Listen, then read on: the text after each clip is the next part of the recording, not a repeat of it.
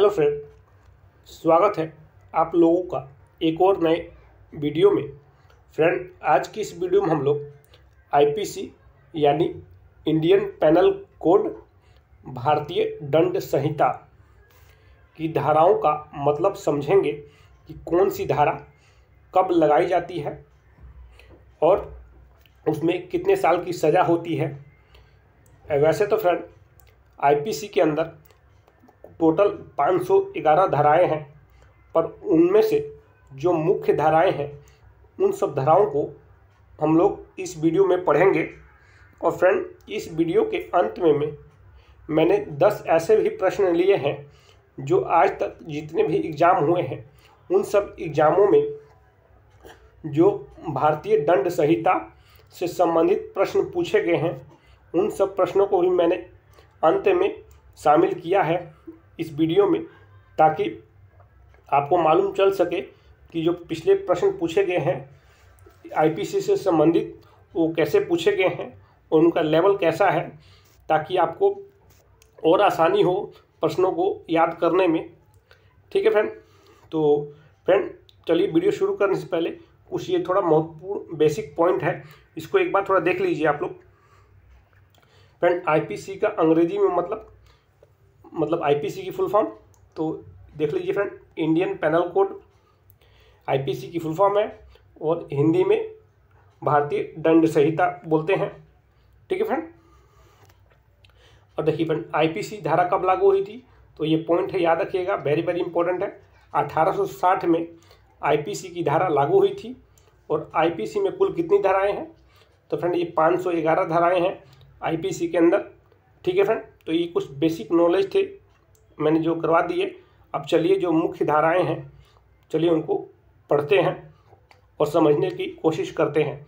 ठीक है friend, question number 1 है फ्रेंड कि धारा 13, जब किसी व्यक्ति पर जुआ या सट्टा खेलने का आरोप लगता है तो उसको धारा 13 के अंतर्गत 1 वर्ष की सज़ा या 1000 रुपये जुर्माना हो सकता है। तो आप लोग याद रखिएगा, जुआ या सट्टा खेलने का आरोप धारा 13 के अंतर्गत आता है। चलिए नेक्स्ट क्वेश्चन देखते हैं। प्रश्न नंबर 2 है धारा 304B, थोड़ा इसको ध्यान से पढ़िएगा कि धारा जो 304B है ये दहेज मृत्यु को परिभाषित करती है। यदि किसी महिला की शादी के 7 साल के भीतर किसी जलने या शारीरिक चोट से मृत्यु हो जाती है और यह पता चलता है कि उसकी शादी से पहले उसके पति या पति के किसी अन्य रिश्तेदार द्वारा दहेज की मांग से संबंध में क्रूरता या उत्पीड़न का सामना किया गया था, तो महिला को दहेज मृत्यु माना जाएगा। इसके अनुसार यदि कोई मानव दहेज हत्या करता है तो उसे कारावास की सज़ा दी जाएगी जो 7 वर्ष से कम नहीं होगी। ठीक है फ्रेंड, तो याद रखिएगा आप लोग कि धारा 304B है ये दहेज मृत्यु से संबंधित है। ठीक है फ्रेंड, वेरी वेरी इंपॉर्टेंट है। चलिए नेक्स्ट क्वेश्चन देखते हैं। प्रश्न नंबर 3 है धारा 161, यदि कोई व्यक्ति रिश्वत लेते या देते हुए पकड़ा जाता है तो उस पर धारा 161 के तहत 3 वर्ष की सज़ा और जुर्माना या फिर दोनों हो सकता है। ठीक है फ्रेंड, तो याद रखिएगा, रिश्वत लेते या देते हुए पकड़े गए व्यक्ति पर धारा 161 लगता है। ठीक है फ्रेंड, और फ्रेंड देखिए इसमें से 2 तरह की धारा होती है। जैसे एक रिश्वत लेना या देना होता है ना फ्रेंड, अगर चुनाव में जो रिश्वत लेते हैं या देते हुए पकड़े गए चुनाव में, तो फ्रेंड उसमें अलग धारा लगती है। चलिए मैं आपको आगे वाले क्वेश्चन में कराऊंगा आपको। चलिए फ्रेंड, प्रश्न नंबर 4 है कि धारा 326A एसिड हमलों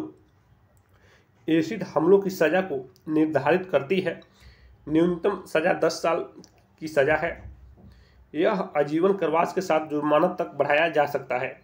ठीक है फ्रेंड, जो आप लोग बहुत देखे होंगे, किसी पर कोई एसिड का हमला करता है, एसिड फेंक देता है, जो उस मामले जो धारा लगती है ये किसके अंतर्गत आती है, धारा 326A के अंतर्गत आती है। और उसमें न्यूनतम जो सज़ा होती है वो 10 साल की सज़ा होती है कम से कम। ठीक है फ्रेंड, और उसको बढ़ाया भी जा सकता है बाद में। क्लियर? तो याद रखिएगा, वेरी वेरी इंपॉर्टेंट है। धारा 326A एसिड हमलों से संबंधित है। चलिए प्रश्न नंबर 5 देखते हैं। धारा 171, अगर कोई व्यक्ति चुनाव में, देखिए फ्रेंड जैसे मैंने बताया था कि जो धारा 171 है, अगर कोई व्यक्ति चुनाव में रिश्वत लेते या देते, ये सिर्फ चुनाव के लिए फ्रेंड, चुनाव में रिश्वत लेते या देते है तो उस व्यक्ति पर धारा 171 के अंतर्गत 1 वर्ष की सज़ा या 500 रुपये का जुर्माना हो सकता है। तो आप लोग याद रखिएगा, धारा 171 चुनाव में रिश्वत लेते या देते से संबंधित है। ठीक है फ्रेंड। चलिए प्रश्न नंबर 5 देखते हैं। धारा 186, जब कोई आदमी सरकारी काम में बाधा पहुंचाता है तो धारा 186 के तहत उस आदमी को 3 माह की सज़ा और 500 रुपये जुर्माना हो सकता है। ठीक है फ्रेंड, क्लियर? चलिए प्रश्न नंबर 7 देखिए। धारा 264, यदि कोई दुकानदार गलत तौल के बाटों का उपयोग करता है तो उस पर धारा 264 के तहत 1 वर्ष की सज़ा या जुर्माना या फिर दोनों हो सकता है। ठीक है फ्रेंड, तो धारा 264 किससे संबंधित है? ये गलत जो तोले या बाटों का प्रयोग, गलत तोले या बाटों का प्रयोग करने में दुकानदार के द्वारा इस पर धारा 264 लगाई जाती है। ठीक है फ्रेंड। क्वेश्चन नंबर 8 है धारा 272, अगर कोई व्यक्ति खाने पीने की चीज़ों में मिलावट का दोषी पाया जाता है तो उस पर धारा 272 के तहत 6 महीने की सज़ा और 1000 रुपये का जुर्माना हो सकता है। ठीक है फ्रेंड। चलिए नेक्स्ट क्वेश्चन देखते हैं। प्रश्न नंबर 9 है धारा 292, अश्लील पुस्तकें बेचना भी कानूनी अपराध है। अगर कोई व्यक्ति इस तरह का अपराध करता है और दोषी पाया जाता है तो उस पर धारा 292 के तहत 2 वर्ष की सज़ा और 2000 रुपये तक का जुर्माना हो सकता है। ठीक है फ्रेंड। तो फ्रेंड मैं एकदम आराम से आपको समझाने की कोशिश कर रहा हूँ, पूरा पॉइंट के माध्यम से समझाने की कोशिश कर रहा हूँ ताकि आप लोग एक बार में आपको दिमाग में बैठ जाए और आप इन धाराओं को कभी ना भूलें। ठीक है फ्रेंड, इसीलिए मैंने आपको पूरा पॉइंट के साथ एकदम बारीकी से समझाने की कोशिश कर रहा हूँ इस वीडियो के माध्यम से। ठीक है फ्रेंड। चलिए फ्रेंड प्रश्न नंबर 10 देखिए। धारा 294, अगर आप पर किसी धर्म या धार्मिक स्थान का अपमान करते हैं तो यह कानूनी अपराध है। इस अपराध के लिए आपको धारा 294 के तहत 2 साल तक की जेल हो सकती है। ठीक है फ्रेंड।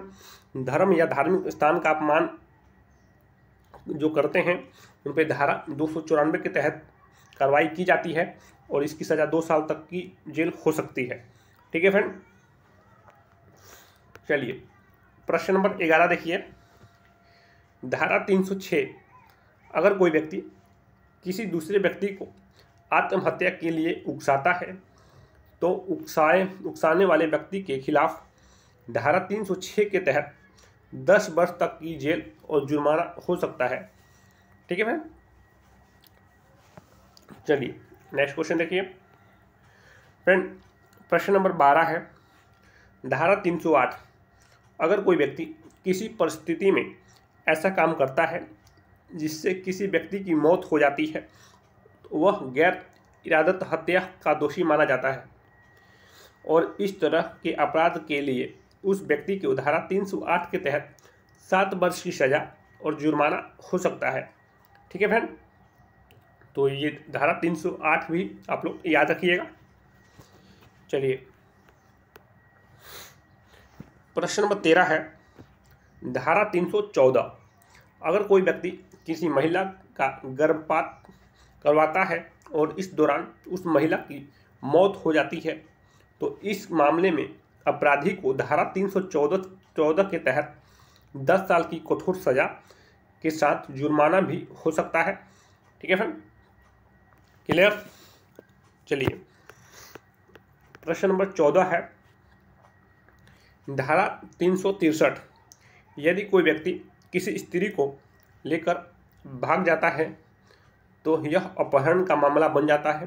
ठीक है फ्रेंड, याद रखिएगा, यह अपहरण का मामला बन जाता है, जिसमें उस व्यक्ति की धारा 363 लगाई जाती है, जिसके अंतर्गत उस व्यक्ति को 7 साल का कारावास और जुर्माना हो सकता है।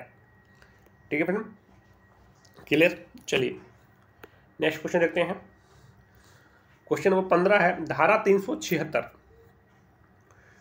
अगर कोई व्यक्ति किसी महिला के साथ बलात्कार करता है तो भारतीय कानून के अनुसार यह एक गंभीर अपराध माना जाता है।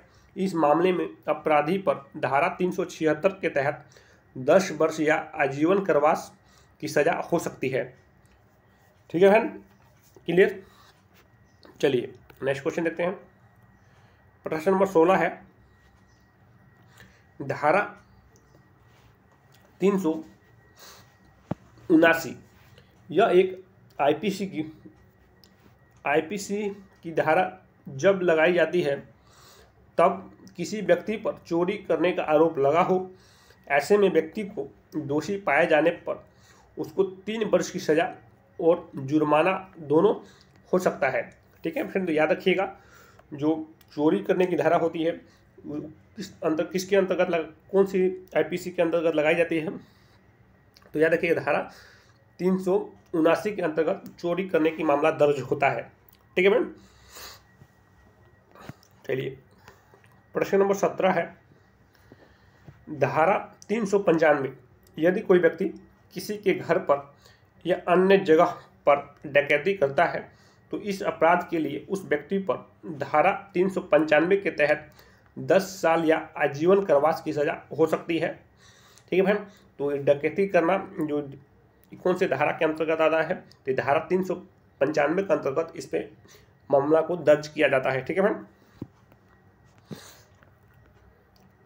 प्रश्न नंबर 18 है, धारा 420, यदि कोई व्यक्ति छल से या बेईमानी से संपत्ति कमाता है तो यह एक जुर्म है और इस मामले में धारा 420 के तहत दोषी को 7 साल की सज़ा और जुर्माना हो सकता है।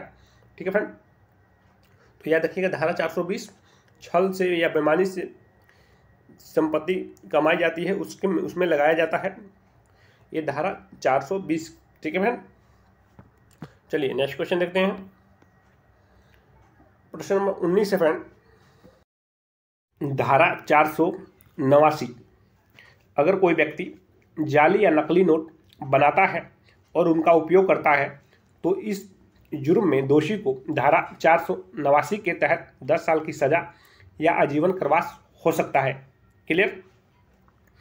चलिए प्रश्न नंबर 20 है, धारा 495, यदि कोई आदमी या महिला पति पत्नी के जीवित रहते हुए दूसरी शादी करता है और दोनों रिश्तों को चलाता है तो ऐसे अपराध में दोषी को धारा 495 के तहत 10 साल तक की सज़ा या जुर्माना हो सकता है। ठीक है फ्रेंड, तो याद रखिएगा। और फ्रेंड ये मैं आपको जानकारी के लिए बता दूं कि जो धारा 495 है इस सब धर्मों पर लागू नहीं होती है। क्लियर।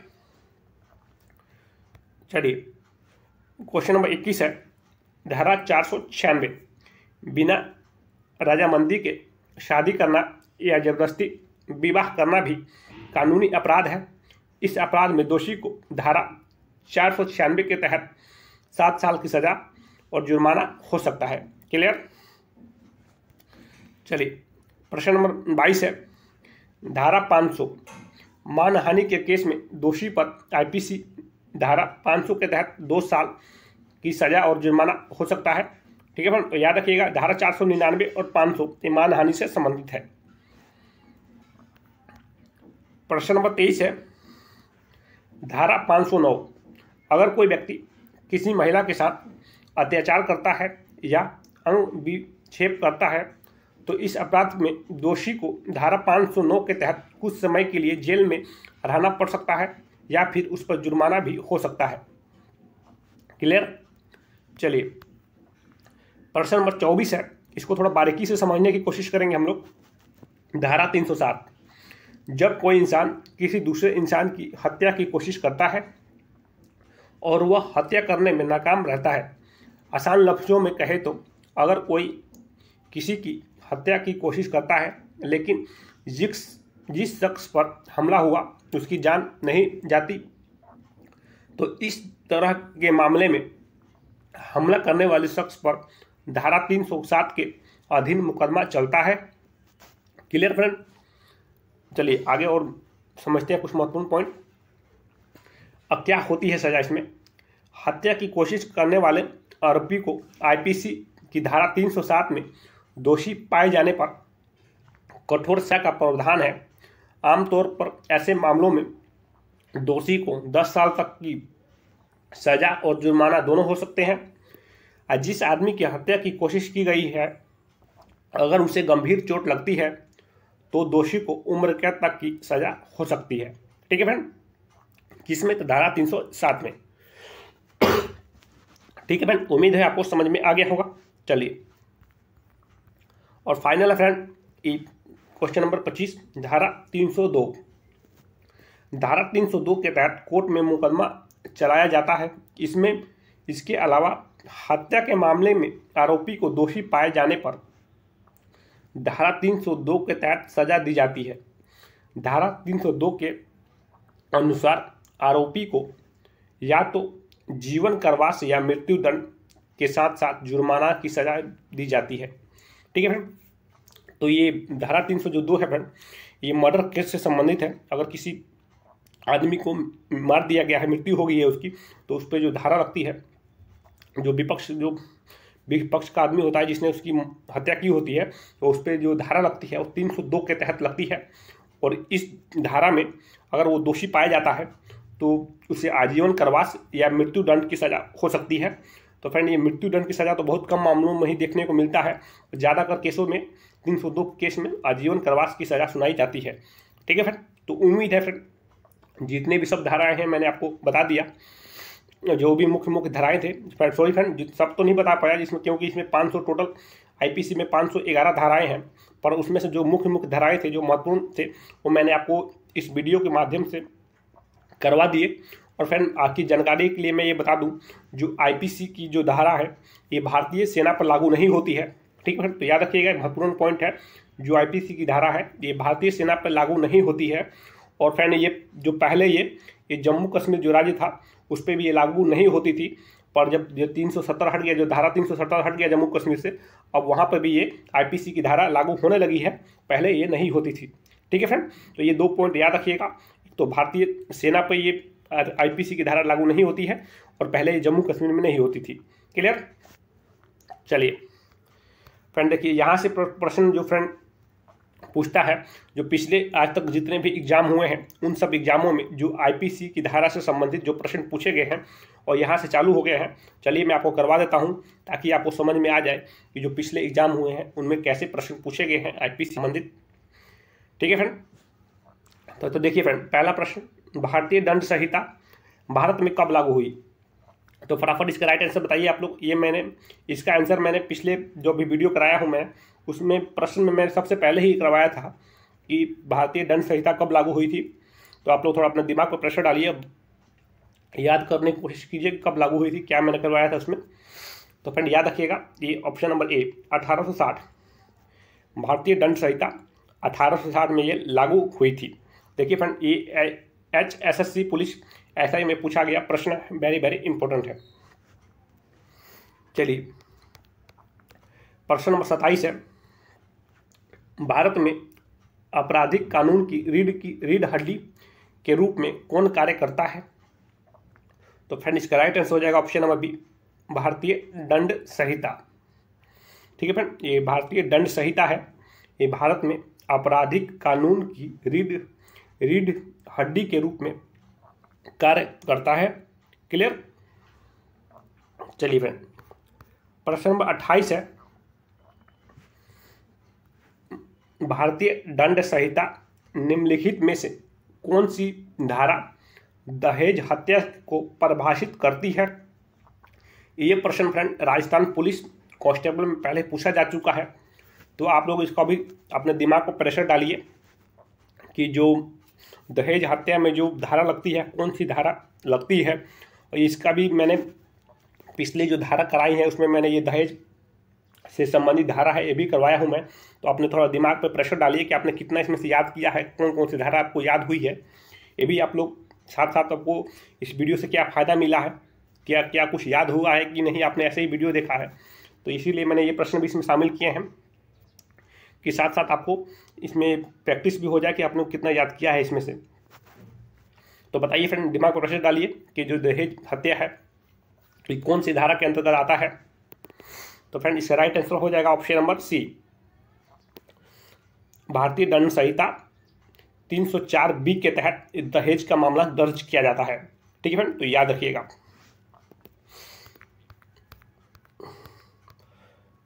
29 है फ्रेंड कि भारतीय दंड संहिता की धारा 303 को डैश के मामले में असंवैधानिक घोषित कर दिया गया था।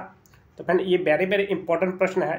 हालांकि मैंने पिछले जो धाराएं कराई हैं उनमें ये प्रश्न नहीं करवाया है, पर ये बहुत महत्वपूर्ण प्रश्न है, इसलिए मैंने इस क्वेश्चन को इसमें शामिल किया हूँ।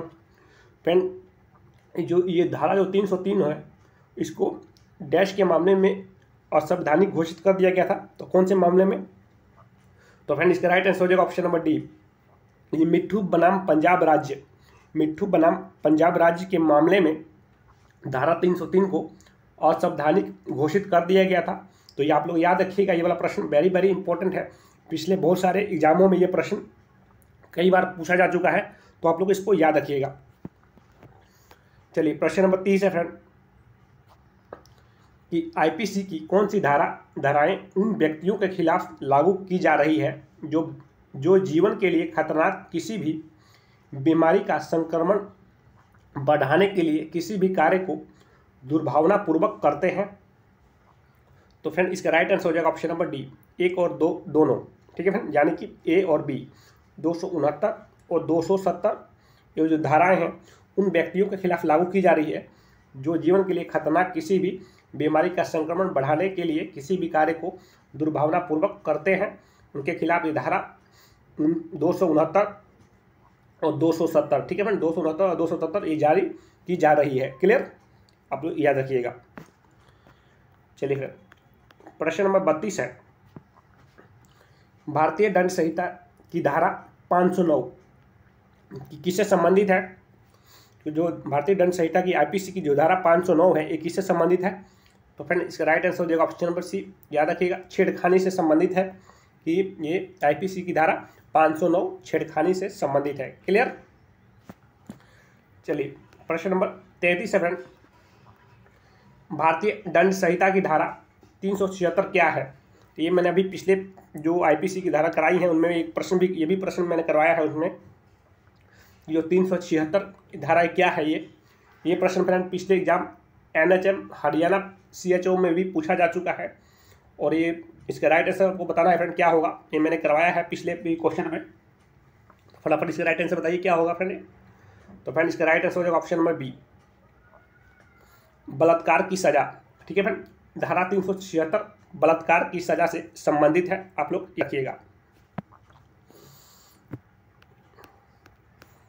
देखिए फ्रेंड प्रश्न नंबर 34 है, भारतीय दंड संहिता की धाराएं 559 से 374 किन कृतियों से संबंधित है? ये प्रश्न फ्रेंड यूपी पुलिस SI में पूछा जा चुका है, पहले एग्जाम में पूछा जा चुका है। तो इसका right answer option number D हो जाएगा, याद रखिएगा। अपहरण, प्रलोभन, जबरन वसूली, दस्ता और जबरन शर्म से ये संबंधित है।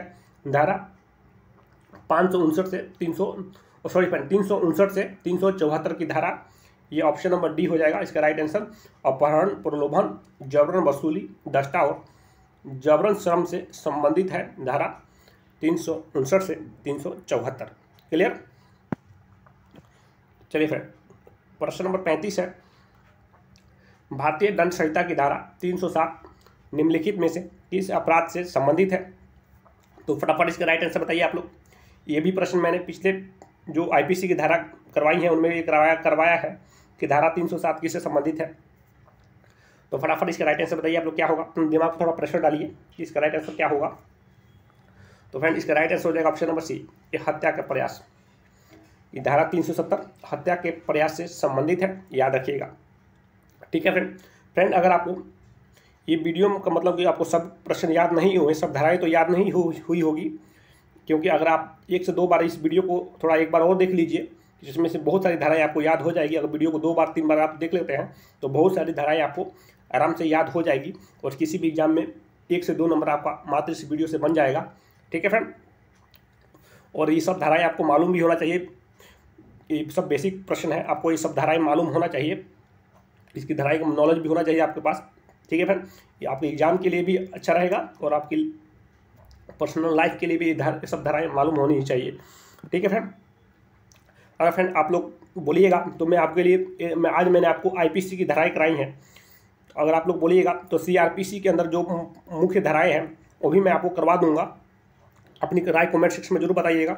जो सीआरपीसी के अंदर जैसे धारा 144 कब लागू होती है और क्यों लगाई जाती है, धारा 156 कब लागू होती है, क्यों लगाई जाती है, तो ये इस पर भी मैं अगर अलग से वीडियो करवा दूंगा। अगर आप लोग बोलिएगा तो सीआरपीसी की जो मुख्य धाराएँ हैं। ठीक है फ्रेंड, तो अपनी राय जरूर बताइएगा कमेंट सेक्शन में। वीडियो अच्छा लगा हो तो लाइक जरूर कर दीजिएगा और चैनल पर नए हैं तो चैनल को सब्सक्राइब जरूर कर दीजिएगा। मैं ऐसे वीडियो आपके लिए हमेशा लेता रहता हूँ। तो आज के लिए धन्यवाद फ्रेंड, मिलते हैं नेक्स्ट वीडियो में।